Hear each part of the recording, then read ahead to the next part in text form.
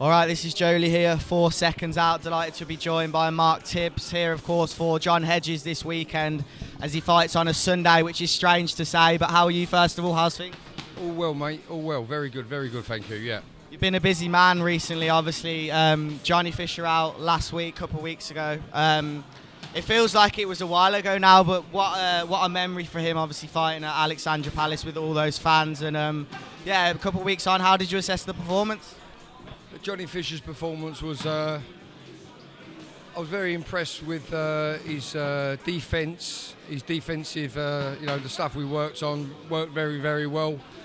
A little frustrated myself with his offence, but under the circumstances, ticket sales and a bit of pressure for a 6-round fighter, it was a great learning fight. Yeah, definitely. What in particular were you frustrated with in the offence? Well, listen, we not only worked on his defence in that fight because that guy had experience, but he had a good right hand. But you couldn't really see that because Johnny deflected that right hand. But his offence, I would have wanted him a bit more on point, place him a bit more, place his offence a little bit more. But having sitting back and watched it, I'm always critical. A bit too critical sometimes. But having sitting back, watched it and assessed it, great learning fight, brilliant learning fight for him. And with next to no amateur experience as well, obviously he's going to be fighting actively and improving. How soon are we expecting him out? Well, he's actually gone to. He's taken us some time out. He's taken a little break today. He's gone away for a little bit. He's got a cut, as you know, so that's going to be assessed. So it'll probably be a good 8 weeks from that fight before we start having a bit of contact in the gym. So I don't know. I'll talk to SJM about that, but I guess around, end of April, May, maybe. We'll see. This early on in his career, it's not a bad thing. He's still going to be fighting probably 4 or 5 times this year. Say that again? Still probably going to be fighting 4 or 5 times this year. Yeah, I don't see why not. Yeah, of course, 100%. You've got John out at the weekend. What are you expecting for John? Obviously, last year, the first year as a pro, and this year on to kind of having more fights, similar to Johnny in that position of his career. Yeah, Johnny Hedges is coming on leaps and bounds in the gym, confidence-wise. His offence is coming on, and it needed to because we're in this business to entertain. And defensively, I've got nothing to worry about with John Hedges.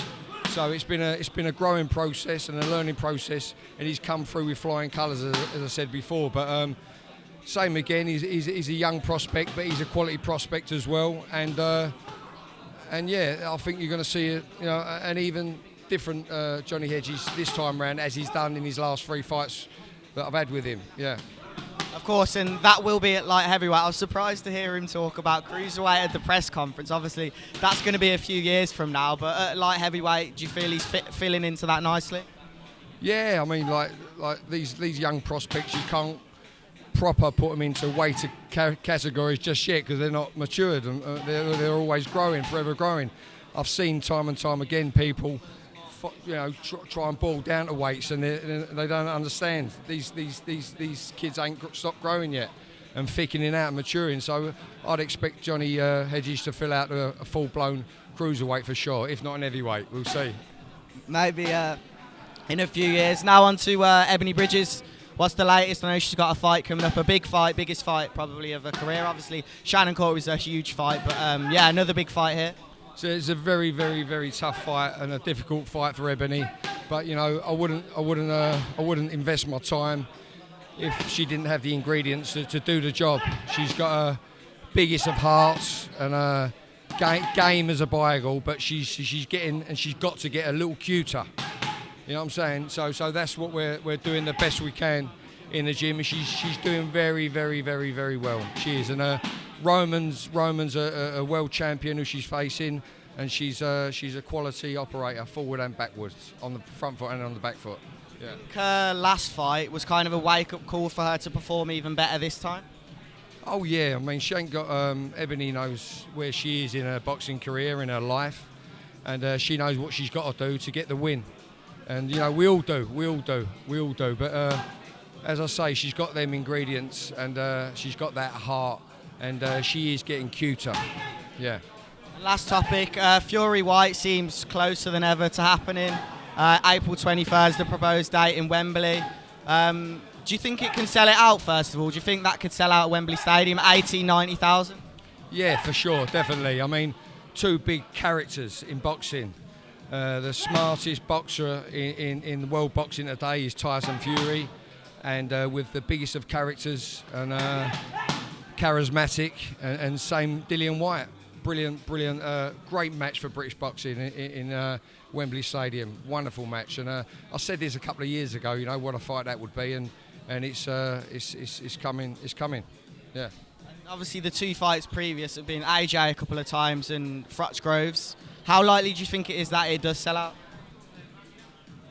I'm very confident it'll sell out. I'm very, very confident it'll sell out. Yeah, it's going to be in May, isn't it? May? April 23rd. April, yeah. It's a nice time, nice springtime of our year, and very, very confident that will sell. Got to sell. How do you predict it going? Well, Tyson Fury obviously is the favourite because of his previous performances, his last 3 fights with Wilder. He has got to get a little bit more trick. You know, got to get back to his tricky stuff. I feel with Dillian, because Dillian's a tough man, strong man, and stubborn man, and he's going to come to fight. He's going to come to bring it. He's a very emotional character, and it was something that I wanted him to get rid of a little while ago, but he's going to bring it into this fight. He will do. He can't not. But he'll know how to control that aggression and that red mist. So it's a great fight, and I feel if if Tyson don't get sloppy or take his eye off the ball, you know, he's the favourite. He is the favourite. But what a fight! What a fight! What a fight! Definitely, and obviously with you working with Dillian in the past, how do you believe he can win that fight? Say again? With you working with Dillian in the past, how do you believe he can win that fight? Well, he's got a puncher's chance, and as I said about, you know, like same as Ebony Bridges, he's got that heart, that will, and that never give up will, and he has got that. You know what I mean? He has got that. So he's got a chance. He has got a chance. You can't write him off. Cannot write him off. And last of all, this past weekend, Khan Brook, just assessment on that fight, and should any of them retire? Well, yeah, I'll be honest with you, I'd like to see them both call it a day right now, but great performance by Brook, looked in great shape, both of them looked in great shape, and to be fair, I couldn't call it at the beginning, but 2 days before the fight, looking at the press conferences and that, I've got to say I did fancy the Khan in 6, but Brook pulled it off in 6. You could tell that punch resistance obviously weren't there from the get-go in that fight, and but what a great fight, and brilliant. They both got that fight off their chest, not only for themselves but for us fans as well. Yeah, 100%. Great way to end it. Thanks for your time. Lovely. Thank you, sir. Good man. Appreciate it.